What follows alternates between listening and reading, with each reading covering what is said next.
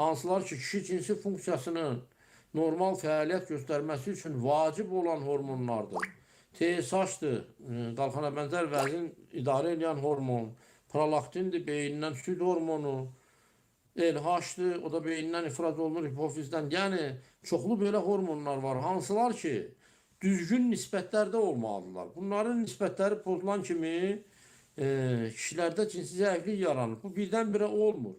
Tədricən baş verir, yavaş-yavaş baş verir. Amma və xəstələr deyir ki, birdən oldu elə, birdən heç vaxt olmur yəni. Birdən heç kimdə cinsi zəiflik yaranmır. Cinsi zəiflik tədricən baş verən bir prosesdir.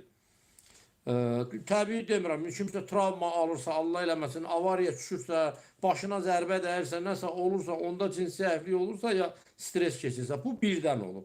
Bir də var, insandır, heç bir problemi yoxdur, hər şey yaxşıdır, deyir, birdən məndə cinsi zəiflik oldu. O birdən olmur, o tədricən, prostat şişir, mikrob düşür, prostat şişir, iltihablaşır, onun funksiyası pozulur və yavaş-yavaş həmən adamda cinsi zəiflik yaranır. O onu birdən hiss edir, amma proses əslində bir neçə ildir gedir. Başa düşürsünüz? Yəni, bu çoxlu da belə suallar var. Həkim testosteronu nətər artıraq? Qardaş, bu testosteronu artırmaq, niyə görə? Sənin 30 yaşın var. Sən niyə artırırsan? Sən niyə testosteronun azdır? Bax, sualla cavab. Sənin testosteronun niyə azdır ki, sən onu artırmaq istəyirsən? Demək, sənin nəsə səbəbin var. Demək, vedrədə deşik var. Testosteron axıb gedir. Parçalanır. Niyə? Nədir problem? Problem nədir? Mən deyirəm sizə.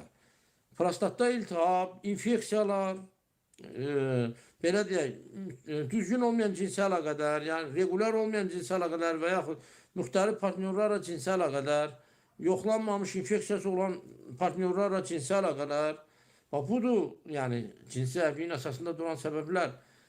Pis vərdişlər, spirtli içkilərdən çox istifadə olunması, sonra həddən artıq qida qəbulu, qaraciyərin piylənməsi,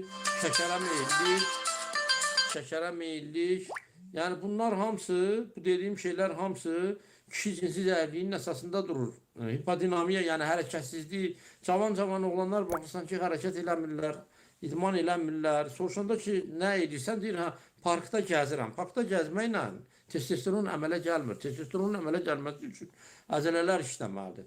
Hörmətli izləyiciler,